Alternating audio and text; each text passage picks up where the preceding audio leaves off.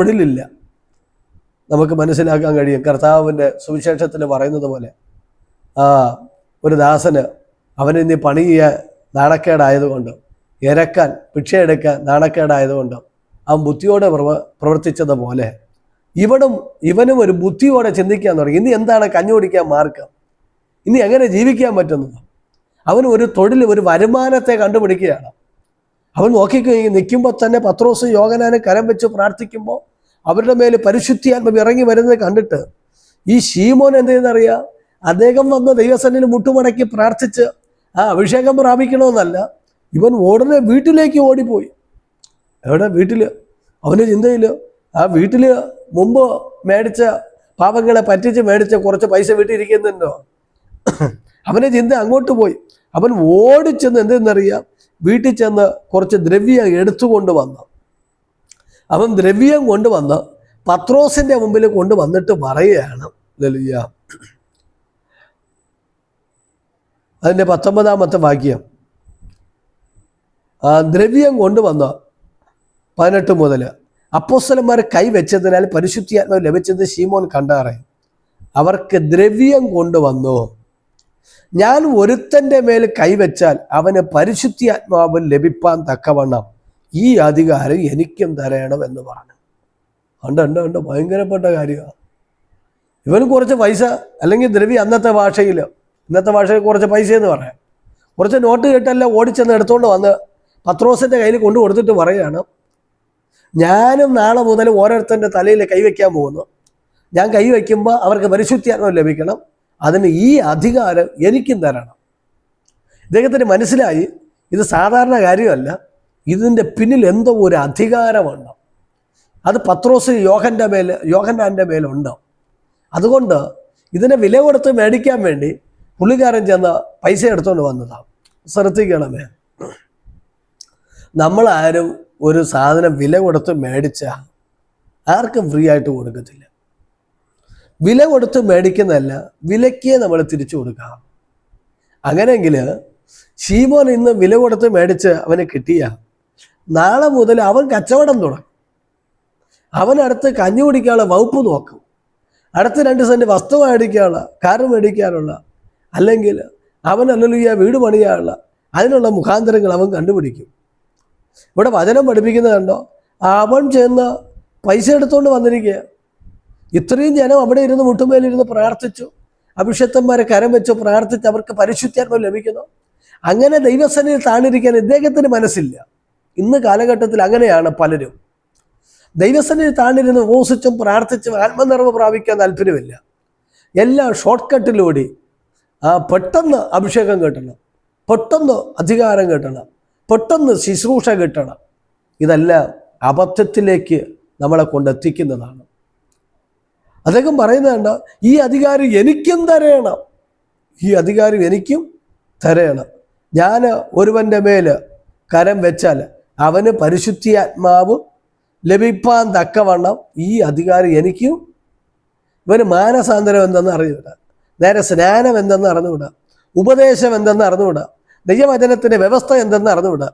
അവൻ ഇന്നലത്തെ മഴയത്ത് കയറി വന്നവനാണ്. അല്ലെങ്കിൽ ഫിലിപ്പോസിലൂടെ പ്രസംഗം കേട്ട് കയറി മുങ്ങി രക്ഷപ്പെടാൻ വേണ്ടി, അടികിട്ടാതിരിക്കാൻ വേണ്ടിയുള്ള വകുപ്പ് നോക്കിയതാണ് സ്നാനപ്പെട്ടത്. അല്ലെങ്കിൽ ശമരിയ പട്ടണം മുഴുവൻ അവനെ അടിച്ച് ഒതുക്കിയാൽ. അതുകൊണ്ട് ജനത്തിൻ്റെ മുമ്പിൽ നിന്ന് അടികിട്ടാതിരിക്കാൻ വേണ്ടി അവന് ഒന്ന് രക്ഷപ്പെടാൻ വേണ്ടി സ്നാനപ്പെട്ട് കയറി വന്നതാണ്. പലരും സ്നാനപ്പെടുന്ന പല കാരണങ്ങൾ കൊണ്ടാണ്. മാനസാന്തരപ്പെട്ട് സ്നാനപ്പെടുന്നതൊക്കെ കുറവാണ്. പലതിനും വേണ്ടിയാണ് പലരും സ്നാനപ്പെടുന്നത്. ചിലർ വിവാഹം നടത്താൻ വേണ്ടി, വിവാഹത്തിന് വേണ്ടി, ചിലർ എന്തെങ്കിലും ഒരു നന്മ കിട്ടാൻ വേണ്ടി, ചിലർക്ക് എന്തെങ്കിലും ഒരു വഴി തുറന്നു കിട്ടാൻ വേണ്ടി, ചിലർക്ക് രോഗം മാറാൻ വേണ്ടി, ഇങ്ങനെ പല കാരണം പറഞ്ഞ് സ്നാനപ്പെടുന്ന അനേക വ്യക്തികളെ കാണാൻ കഴിയും. ദൈവമക്കളെ, സ്നാനം ഈ ലോകത്തിലെ ഭൗതികമായത് ഒന്നിനെ നേടാനല്ല, ഈ ലോകത്തിൽ എന്തെങ്കിലും കിട്ടാൻ വേണ്ടിയുള്ളതല്ല സ്നാനം. സ്നാനം എന്നത് വചനം പഠിപ്പിക്കുന്നു, ക്രിസ്തു യേശുവിനോട് ചേരുവാനാണ് സ്നാനം. യേശു ക്രിസ്തുവിനോട് കൂടെ ചേരാനാണ് സ്നാനം എടുക്കുന്നത്.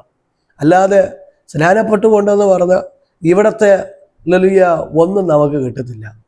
സ്നാനം ഇവിടെ ഒന്നും കിട്ടാൻ വേണ്ടിയല്ല, ഒന്നും ചെയ്യാൻ വേണ്ടിയല്ല, യേശുവിനോട് ചേരുന്നതാണ് സ്നാനം എന്നത് ഈ വചനം ഗലാത്യ ലേഖനത്തിൽ മനസ്സിലാക്കാൻ കഴിയുന്നു. അങ്ങനെയെങ്കിൽ ഇവിടെ വചനം പഠിപ്പിക്കുന്നു, തിരുവെടുത്ത് പറയുകയോ നമുക്ക് മനസ്സിലാക്കാൻ കഴിയും.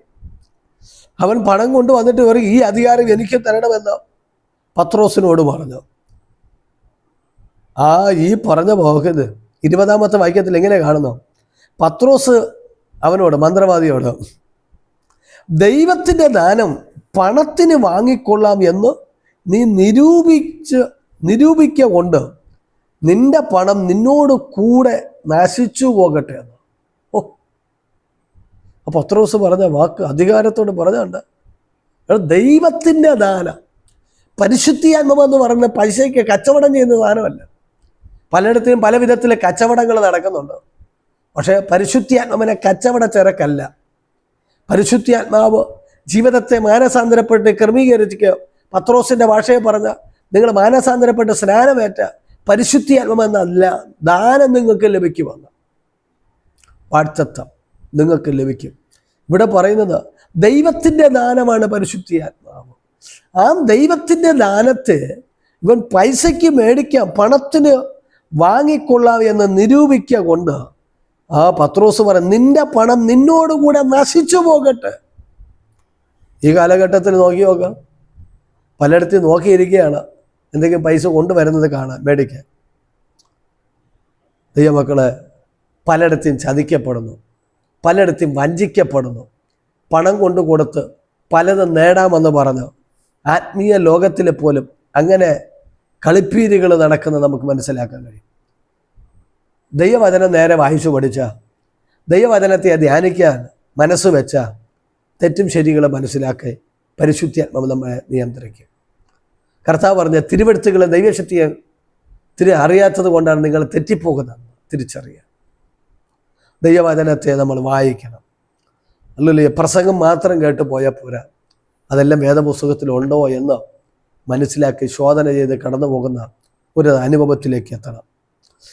അപ്പം പണത്തിന് വാങ്ങിക്കൊള്ളാമെന്ന് നിരൂപിക്കുക കൊണ്ട് നിന്റെ പണം നിന്നോട് കൂടെ നശിച്ചു പോകട്ടെ. എന്നിട്ട് പറയുന്ന വാക്ക് കണ്ടോ, 21-ാമത്തെ വചനം, നിന്റെ ഹൃദയം ദൈവത്തിൻ്റെ നേരുള്ളതല്ലായകയെ കൊണ്ട് ഈ കാര്യത്തിൽ നിനക്ക് പങ്കും ഓഹരിയുമില്ലെന്ന ആ വാക്ക് കണ്ടോ. ഈ സന്ദർഭത്തിൽ നമ്മുടെ പത്രോസിൻ്റെ മുമ്പിൽ വന്ന് പെട്ടുപോയി നിൽക്കുകയാണ്. പത്രോസ് ഉടനെ ആത്മാവിൽ അവനെ വിവേചിക്കുന്നത് കാണാൻ കഴിയും. എന്തുണ്ട്? പത്രോസ് ഉടനെ ആത്മാവിൽ അവന് വിവേചിക്കുന്നു. എന്താ വിവേചിക്കുന്നത്? അവിടെ പറയുന്നുണ്ടോ, ഹല്ലേലൂയ, നിന്റെ ഹൃദയം ദൈവത്തിൻ്റെ സന്നിധിയിൽ നേരുള്ളതല്ലായക കൊണ്ട് ഈ കാര്യത്തിൽ നിനക്ക് പങ്കും ഓഹരിയുമില്ലെന്ന. ഏത് കാര്യത്തിൽ? ഈ ശുശ്രൂഷ കാര്യത്തിൽ, ഈ ദൈവവേലയുടെ കാര്യത്തിൽ എല്ലാവർക്കും അതിനകത്ത് പങ്ക് ഓഹരിയില്ല കേട്ടോ. വരുന്നവർക്കും പോകുന്നവർക്കും എടുത്തുകൊള്ളാനുള്ളതല്ല, ദൈവം വിളിച്ച് വേർതിരിച്ചവർക്കുള്ളതാണ്. ഹല്ലേലൂയ. പലരെയും ഈ കാലഘട്ടത്തിൽ ജനത്തെ പറ്റിച്ചു വിടുന്നതാണ്. നിനക്ക് ശുശ്രൂഷയുണ്ട്, നിനക്ക് അഭിഷേകമുണ്ട്, നീ പ്രാർത്ഥിച്ച അതാണ് ഇതാണെന്നൊക്കെ പറഞ്ഞ് ചുമ്മാ ജനത്തെ ഇളക്കി അങ്ങ് വിടുന്നതാണ്. കുറച്ച് നാൾ അവർ ഭയങ്കര പോലെ എന്തെങ്കിലുമൊക്കെ കാര്യങ്ങൾ ചെയ്ത് ഭയങ്കര പ്രാർത്ഥനയും കാര്യങ്ങളായിട്ട് പോകും.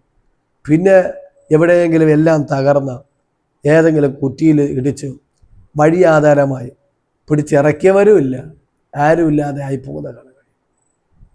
പറ്റിക്കപ്പെടുന്നു, ദൈവസേനയിൽ പിന്മാറ്റത്തിലേക്ക് പോകുന്നു, ഒത്തിരി പേര് മദ്യപാനത്തിൽ മയക്കുമരുന്നുകളിലേക്ക് പോകുന്നു. എന്തെന്നറിയാം? യഥാർത്ഥ ഒരു കൈത്താങ്ങലില്ലാത്തതുകൊണ്ട്. പലരെയും ശുശ്രൂഷ എന്നൊക്കെ പറഞ്ഞ് ജനത്തെ കവിളിപ്പിച്ച് ഇറക്കി വിട്ട് ജനത്തെ വഞ്ചിക്കുന്ന അനുഭവം ഇല്ല. ദൈവമക്കളെ, ഒരു വ്യക്തിയെ ശുശ്രൂഷയ്ക്ക് വേണ്ടി വേർതിരിക്കുന്നത് മനുഷ്യനല്ല, ആ ദൈവമാണ്. ദൈവം വേർതിരിച്ച് അഭിഷേകം ചെയ്യുന്നവരെ ദൈവം നിലനിർത്തും, അവരെ ദൈവം ഉപയോഗിക്കും. അല്ലാതെ വരുന്നതൊക്കെ അത് തന്ത്രങ്ങളാണ്. ഹല്ലേലൂയ. ഒരിക്കൽ എനിക്ക് പരിചയമുള്ളൊരു സഹോദരനുണ്ട്. അദ്ദേഹം ഒരു വീട്ടിൽ പ്രാർത്ഥനയ്ക്ക് വേണ്ടി ഇരിക്കുമ്പോൾ, ഒരു ഫാമിലി പ്രെയറാണ്, കുറച്ച് പേര് അവിടെ ഇരിപ്പുണ്ട്. അപ്പോൾ ഇദ്ദേഹം വന്ന് മാനസാന്തരപ്പെട്ട് സ്നാനപ്പെട്ടൊക്കെ കയറി വന്നതാണ്. അന്ന് അവിടെ ശുശ്രൂഷിക്കാൻ ഒരു പാസ്റ്റർ വന്നു. അദ്ദേഹം ശുശ്രൂഷയുടെ ഇടയ്ക്ക് ഇദ്ദേഹത്തെ വിളിച്ചു, സൗരം മുന്നോട്ട് കടന്നു വാ, ദൈവം നിന്നെ ശുശ്രൂഷയ്ക്ക് വേണ്ടി വേർതിരിച്ചിരിക്കുകയാണെന്ന്. അപ്പോൾ പുള്ളി എന്നോട് പറഞ്ഞ, പാസ്റ്റർ ഞാൻ പുറകിലോട്ട് തിരിഞ്ഞു നോക്കി, ഇതൊക്കെ എന്നെയാണ് വിളിക്കുന്നത്, വേറെ ആരെങ്കിലെയാണ് വിളിക്കുന്നത്. തിരിഞ്ഞു നോക്കിയപ്പോൾ പുറകിൽ വേറെ ആരുമില്ല. അപ്പോൾ അദ്ദേഹം പറഞ്ഞ, എനിക്ക് മനസ്സിലായി എന്നെയാണ് വിളിക്കുന്നത്. വീണ്ടും എന്നെ വിളിക്കുകയാണ്, ഇങ്ങോട്ട് വാ, നിന്നെ ശുശ്രൂഷയ്ക്ക് വേണ്ടി ഇന്ന് വേർതിരിക്കുകയാണ്, ദൈവം നിന്നെ കണ്ടിരിക്കുന്നു. പുള്ളി പറഞ്ഞേക്ക, പാസ്റ്റർ എനിക്ക് അതിനുള്ള ഒരു പ്രാപ്തിയും ഒന്നും എൻ്റെ ജീവിതത്തിൽ. പിന്നെ അവരെ നാണം കടത്തണ്ടെന്ന് വിചാരിച്ച്, അഥവാ അങ്ങനെ എന്തെങ്കിലും ദൈവകോപം ഉണ്ടെങ്കിൽ എനിക്കൊന്നും അറിയത്തില്ലല്ലോ, ദൈവം അവരെയല്ലേ പിടിക്കത്തുള്ളൂ.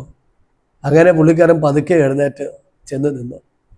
അവിടെ വെച്ച് വന്ന പുള്ളി ഭയങ്കര പ്രാർത്ഥനയും കാര്യങ്ങളൊക്കെ ചെയ്തു. അങ്ങ് ശുശ്രൂഷയ്ക്ക് വേണ്ടി അങ്ങ് വേർതിരിക്കുകയായിരുന്നു. സത്യം പറഞ്ഞ ഇപ്പോൾ ആ മനുഷ്യൻ ദൈവ സന്നിധിയിൽ പോലുമില്ല, ചർച്ചിൽ പോലും അദ്ദേഹം പോകുന്നില്ല. എങ്ങനെയുണ്ട്? ദൈവമക്കളെ, ദൈവം തരാതെ ഒന്നും ചെയ്യരുത്, ദൈവം ഏൽപ്പിക്കാതെ ഒന്നും പറയരുത്. ഇതിനെല്ലാത്തിനും അവസാനം നമ്മൾ കണക്ക് കൊടുക്കേണ്ടി വരും. അവസാനം നമ്മൾ ഇതിനെല്ലാം വില കെട്ടി വെക്കേണ്ടി വരും. നമ്മുടെ ശുശ്രൂഷ കൊണ്ട് ആരും നഷ്ടപ്പെടരുത്, ആരും വഴിയാധാരമായി മാറരുത്, ആരുടെ കുടുംബജീവിതം നശിക്കരുത്, ആരുടെ ഭാവി നശിക്കരുത്, ആരുടെ നന്മ നശിക്കരുത്, ആരുടെ ദൈവഭക്തി നഷ്ടപ്പെട്ടു പോകരുത്. നമ്മുടെ പ്രവൃത്തി, നമ്മുടെ പ്രാർത്ഥന, നമ്മുടെ വചന ശുശ്രൂഷ, നമ്മുടെ ആരാധന, നമ്മുടെ ഇടപെടൽ ഒരു വ്യക്തിയെ ദൈവകൃപയിൽ നിർത്തുന്നതാക്കണം. ആയതുകൊണ്ട് ദൈവം ഇടപെടാതെ, ദൈവം സംസാരിക്കാതെ, ദൈവം തന്നെന്ന് പറഞ്ഞ് കയ്യിൽ നിന്നിട്ട് പറഞ്ഞ് ജനത്തെ നമ്മൾ വഞ്ചിക്കരുത്. അങ്ങനെ ഇവിടെ നിങ്ങൾ ശ്രദ്ധിക്കുക, പത്രോസ് അവനോട് പറഞ്ഞത് കണ്ടോ, അവൻ്റെ ഹൃദയത്തെ വിവേചിക്കുന്ന,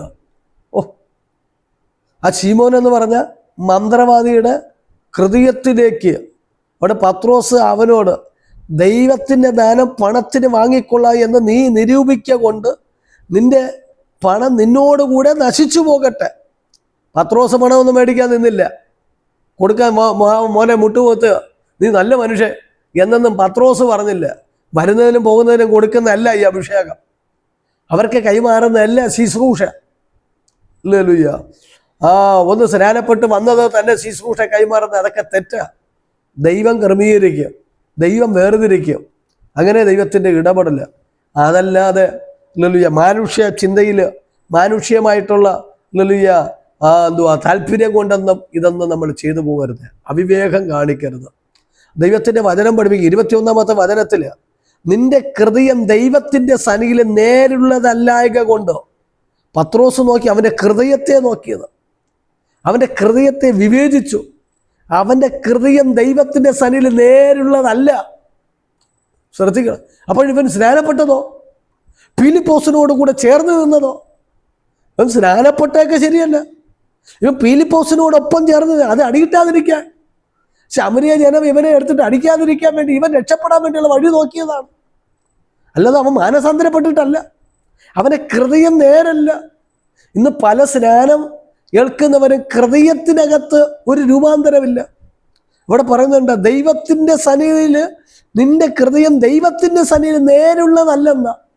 ഹൃദയത്തിലെ വക്രത, ഹൃദയത്തിൽ ആ നേരില്ലാത്ത അനുഭവം, ഇത് വെച്ചുകൊണ്ടാണ് പുള്ളി സ്നാനപ്പെട്ടത്. സത്യത്തിൽ പറഞ്ഞ ഇവിടെ അഭിഷേകം പ്രാപിക്കുക, അധികാരം കേട്ട് പൈസയും കൊണ്ട് വന്നപ്പോൾ അവനെ വരട്ടി വിടുന്ന പത്രോസിൻ്റെ അനുഭവം കണ്ട. ആക്ച്വലി ഈ പത്രോസാണ് സ്നാനം കൊടുക്കാൻ വേണ്ടി വന്നതെങ്കിൽ ഈ ശീമോന് സ്നാനം കിട്ടുമായിരുന്നോ? നിങ്ങളൊന്ന് ചിന്തിക്കുക. സ്നാനം കൊടുത്ത ആരാണ്? ഫിലിപ്പോസാണ്. അദ്ദേഹം ഒരു സുവിശേഷകനാണ്. അദ്ദേഹത്തിൻ്റെ മേലിരിക്കുന്ന അഭിഷേകം സുവിശേഷം അറിയിക്കുക, വിടുതൻ്റെ ശുശ്രൂഷ ചെയ്യുക, വിശ്വസിച്ച് വരുന്നവരെ സ്നാനപ്പെടുത്തുക. അത് പുള്ളിയുടെ മേൽ ദൈവം പറഞ്ഞു. പക്ഷെ അതുപോലെയല്ല പത്രോസിൻ്റെ മേൽ. ശുശ്രൂഷകൾ തമ്മിൽ വ്യത്യാസമുണ്ട്. ശുശ്രൂഷകരുടെ മേൽ പകർന്നിരിക്കുന്ന അഭിഷേകത്തിന് വേരിയേഷനുണ്ട്, വ്യത്യാസമുണ്ട്. എല്ലാവരും ഒരുപോലെ അല്ല. അതുകൊണ്ടാണ് യാക്കോബിനെ കൊന്നതുപോലെ, യാക്കോബിനെ വാളുകൊണ്ട് കൊന്നതുപോലെ പത്രോസിനെ കൊല്ലാൻ ഹേരോദാവ് പിടിച്ചെന്ന. പക്ഷേ ഹേരോദാവ് അവൻ്റെ കൈ അല്ലെങ്കിൽ പത്രോസിൻ്റെ നേരെ നീട്ടിയെന്ന. എൻ്റെ പ്രസംഗ ഭാഷയിൽ പറഞ്ഞ അവൻ്റെ കൈ അവസാനമായിട്ട് നീണ്ടതാ. ദൈവത്തിൻ്റെ ദൂതനെ അവനെ പിന്നത്തിൽ അടിക്കുന്ന നമുക്ക് കാണാൻ കഴിയും 12-ാം അധ്യായത്തിൽ. എന്ന് പറഞ്ഞ എല്ലാ വിഷയത്തന്മാരുടെ മേലെ കിടക്കുക അഭിഷേകം ഒന്നുപോലെ അല്ല. എല്ലാവരുടെ മേലെ കിടക്കുക വിളിയും തെരഞ്ഞെടുപ്പ് ഒന്നല്ല. എല്ലാവരുടെ മേലുള്ള പ്രാർത്ഥന, എല്ലാവരുടെ മേലെ ദൈവം പകർന്നിരിക്കുന്ന അധികാരം, അതിനെല്ലാം വ്യത്യാസമുണ്ട്. അതുകൊണ്ട് എല്ലാവരും ഒന്നുപോലെ നമ്മൾ കാണരുത്. ഇവിടെ ദൈവത്തിൻ്റെ വചനം പഠിപ്പിക്കുന്ന ഭാഗം കണ്ടോ? അല്ലെങ്കിൽ പത്രോസാണ് സ്നാനം കൊടുക്കാൻ വന്നതെങ്കിൽ അവന് അന്നേ അടിയും കൊടുത്ത് ഓടിച്ചു വിട്ടാര്. അപ്പോൾ ഈ സന്ദേശം കേൾക്കുന്ന വ്യക്തി ജീവിതമേ, ഒരു പക്ഷേ പത്രോസാണ് നിനക്കും എനിക്ക് സ്നാനം തരാൻ വന്നതെങ്കിൽ കിട്ടുമായിരുന്നോ? നമുക്ക് കിട്ടുമായിരുന്നോ സ്നാനം?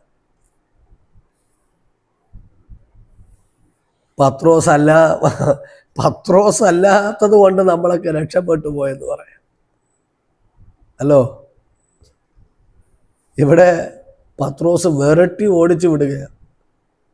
ഈ കാലഘട്ടത്തിൽ ഉണ്ട് പത്രോസുമാർ എന്ന് പറഞ്ഞാൽ പത്രോസിൻ്റെ മേൽ ഒരു വിവേചന ആത്മാവുണ്ട്. അവൻ്റെ ഹൃദയത്തെ വിവേചിച്ചു. അവൻ്റെ ഹൃദയത്തെ വിവേചിക്കുന്നത് നമുക്ക് കാണാൻ കഴിയും. നിന്റെ ഹൃദയം ദൈവത്തിൻ്റെ സന്നിധിയിൽ നേരുള്ളതല്ല. ഇങ്ങനെ ഹൃദയം നേരില്ലാത്തവനെ പത്രോസിന് ആരും കൊടുക്കുമായിരുന്നോ? ലലുയ. എന്നിട്ട് പറയുന്ന ഭാഗം കണ്ടോ? ലലുയ. നേരുള്ളതല്ലായക കൊണ്ട് ഈ കാര്യത്തിൽ നിനക്ക് പങ്ക് ഓഹരിയില്ല, ഓടറാന്ന. ഈ കാര്യത്തിൽ നിനക്ക് പങ്കുമില്ല. നമ്മളാണെങ്കിൽ നമ്മുടെ കൂട്ടത്ത് കൊണ്ട് നടക്കാൻ എങ്ങനെയും രക്ഷപ്പെട്ടിട്ട് പേരും പെരുമയും ഇന്ന മന്ത്രവാദി രക്ഷിക്കപ്പെട്ടെന്ന് പറഞ്ഞൊക്കെ നമുക്ക് എന്ത് ചെയ്യാം? പക്ഷേ സ്നാനപ്പെട്ടെന്നൊക്കെ പറഞ്ഞ് കൊണ്ടുപോകണം. പക്ഷെ ഇവിടെ പറയുന്ന ഭാഗം കണ്ടോ? പത്രോസ് അവനെ വിരട്ടി വിടുകയാണ്. നിനക്കിതിലെ പങ്കുമില്ല, ഓഹരിയുമില്ല. ഇതിനകത്ത് ശുശ്രൂഷയുടെ പങ്ക് നിനക്ക് ലഭിക്കുമോ? ഇതിനകത്തുള്ള ഒരു ഓഹരി നിനക്കില്ല. ദൈവമക്കളെ, ദൈവം ഏൽപ്പിക്കാതെ പങ്ക് പറ്റാൻ പോകരുത്, ഓഹരി പ്രാപിപ്പാൻ പോകരുത്. തിരുവെടുത്ത് പഠിപ്പിക്കുന്നത് കണ്ടോ? ലലിയ. നിന്റെ ഹൃദയം ദൈവത്തിൻ്റെ സന്നിധിയിൽ നേരിലുള്ളത് അല്ലായക കൊണ്ട് ഈ കാര്യത്തിന് നിനക്ക് പങ്കും ഓഹരിയുമില്ല. എന്നിട്ട് അവനോട് പറയുന്ന 22-ാമത്തെ വചനത്തിൽ ആ മന്ത്രവാദി, സ്നാനപ്പെട്ട് നിൽക്കുന്ന മന്ത്രവാദിയോട് പറയുകയാണ്, നീ ഈ വഷളത്വം വിട്ട് എന്ന് പറഞ്ഞാൽ അവൻ്റെ കയ്യിലിരിപ്പ് മുഴുവനും വഷളത്വമാണ്. ഉണ്ടോ? അവൻ്റെ കയ്യിലിരിപ്പ് മുഴുവനും വഷളത്വമാണ്. ഈ വഷളത്വം വെച്ചോണ്ടാണ് അവൻ സ്നാനപ്പെടുന്നത്. പലരും സ്നാനപ്പെട്ടിട്ടും വഷളത്വം വിട്ടു മാറില്ല. ശ്രദ്ധിക്കണം. നീ ഈ വഷളത്വം വിട്ട് മാനസാന്തരപ്പെട്ടു. അതിൻ്റെ അർത്ഥം എന്താണെന്നറിയാം? അവൻ മാനസാന്തരപ്പെടാതെ സ്നാനപ്പെട്ടതെന്ന. അകത്ത് കയ്പ്, അകത്ത് പക, അകത്ത് വക്രത. ഇവിടെ പറയും വഷളത്വം. അവനോട് പറയുന്ന, നീ വഷളത്വം വിട്ട് മാനസാന്തരപ്പെട്ട് കർത്താവിനോട് പ്രാർത്ഥിക്കുക. അവനോട് പറയുന്നതാണ്, നീ വഷളത്വമൊക്കെ വിട്ട് മാനസാന്തരപ്പെട്ട് നീ കർത്താവിനോട് എന്ത് ചെയ്യുക? പ്രാർത്ഥിക്കുക. അതിൻ്റെ അർത്ഥം അവൻ ഇന്ന് വരെ വഷളത്വം വിട്ടില്ല, അവൻ മാനസാന്തരപ്പെട്ടില്ല, അവൻ്റെ ജീവിതത്തിന് നേരെ പ്രാർത്ഥനയുമില്ല. പത്രോസ് ആത്മാവിനെ നോക്കിയപ്പോൾ അവൻ്റെ കയ്യിലിരിപ്പും എല്ലാം മോശമാണ്.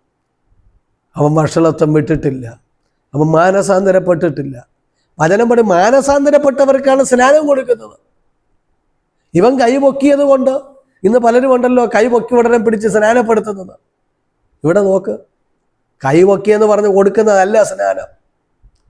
കൈ പൊക്കിയെന്ന് ഉടനെ അഭിഷേകം കൈമാറുന്നതല്ല, ശുശ്രൂഷ കൈമാറുന്നതല്ല. പിന്നെയോ മാനസാന്തരപ്പെട്ടവർക്ക്, നേരെ ക്രമീകരിക്കപ്പെട്ടവർക്കാണ് ഇതെല്ലാം പങ്ക്. അവനോട് പറഞ്ഞ, നീ കർത്താവിനോട് പ്രാർത്ഥിക്കുക.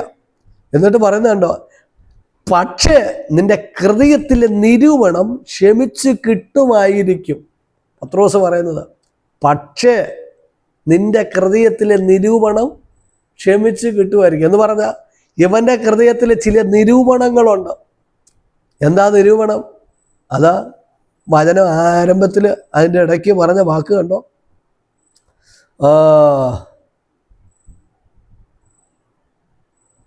അതിൽ 20-ാമത്തെ വാക്യത്തിലുണ്ട്, പത്രോസ് അവനോട്, ദൈവത്തിൻ്റെ ദാനം പണത്തിന് വാങ്ങിക്കൊള്ളാം എന്ന് നീ നിരൂപിക്കുക കൊണ്ട്.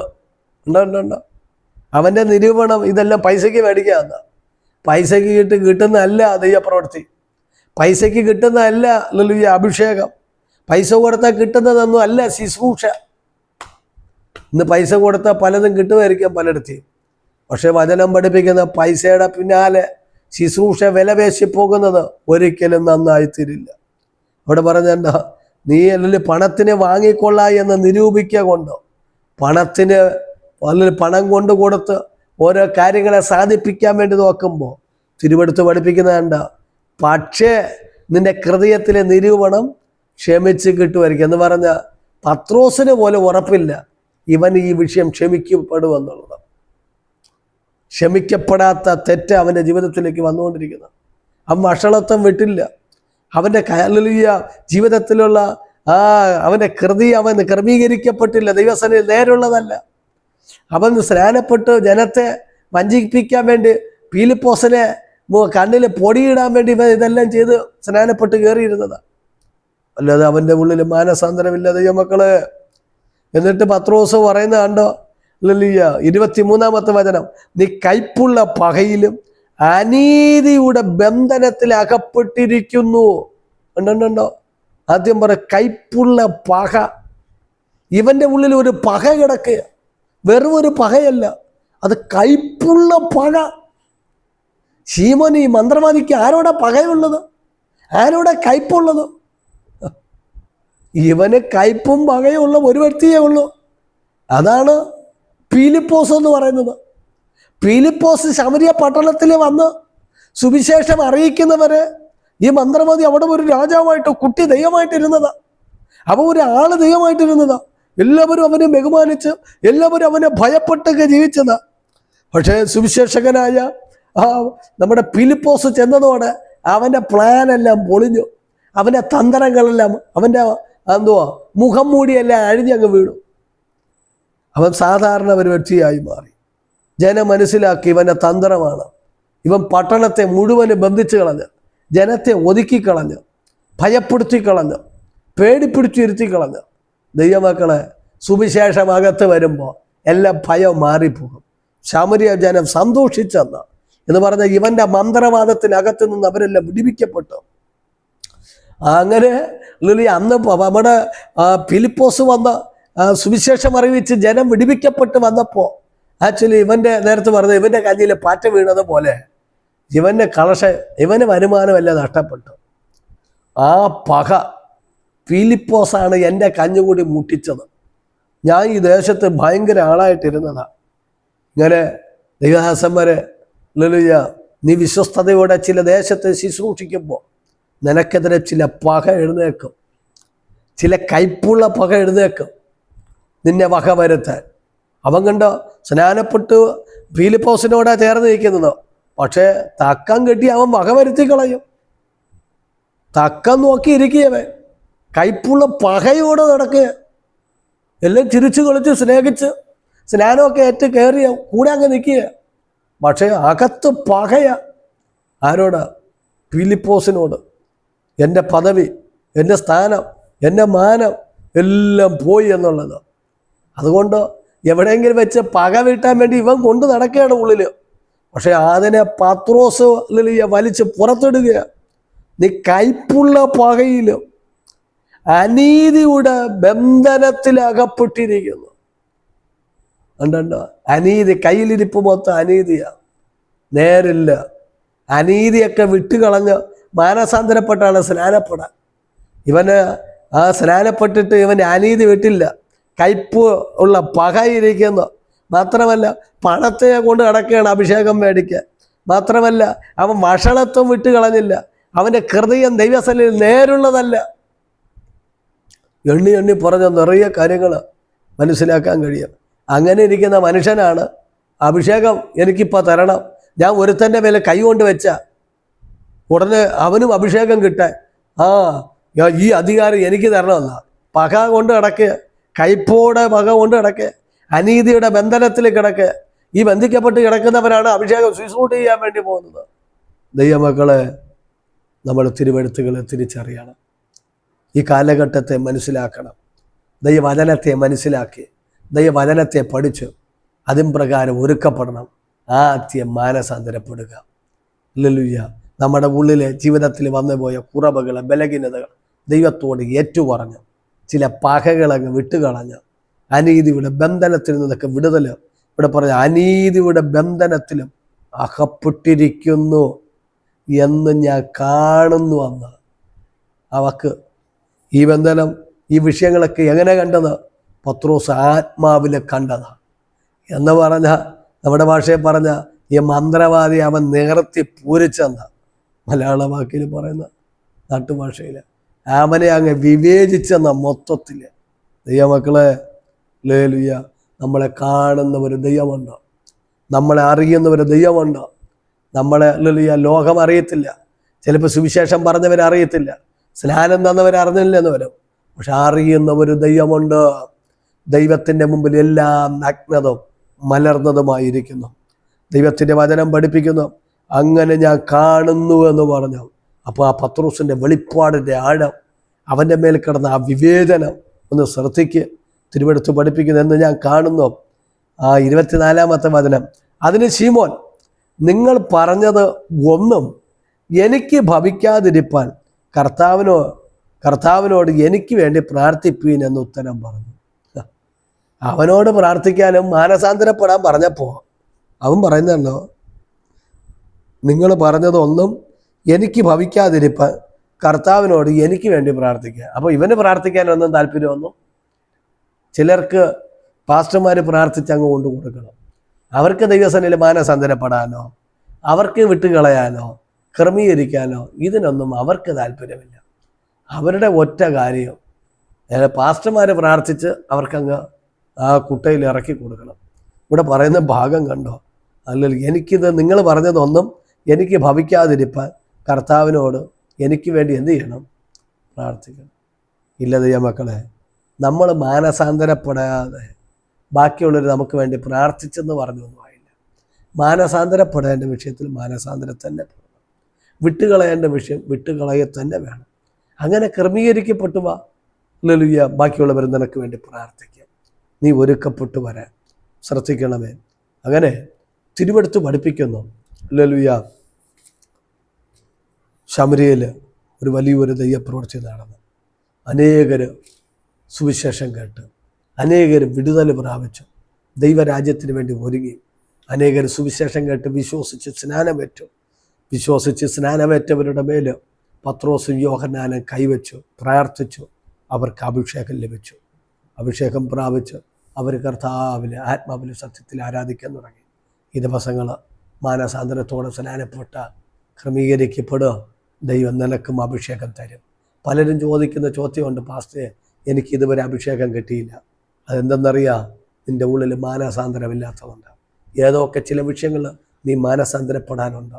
ഞാൻ ഏത് വിഷയത്തിലാണ് മാനസാന്തരപ്പെടാനുള്ളത് എന്ന് നീ ദൈവത്തോട് ആരാഞ്ഞ് ചോദിച്ച് ദൈവസന്നിധിയിൽ മടങ്ങി വന്ന വിട്ടുകളയേണ്ട ഭാഗങ്ങൾ, നിൻ്റെ ഹൃദയത്തെ ക്രമീകരിക്കേണ്ട ഭാഗങ്ങൾ നീ ക്രമീകരിച്ച നിനക്ക് പരിശുദ്ധാത്മാവെന്ന് പറഞ്ഞ ദാനം ദൈവം തരും.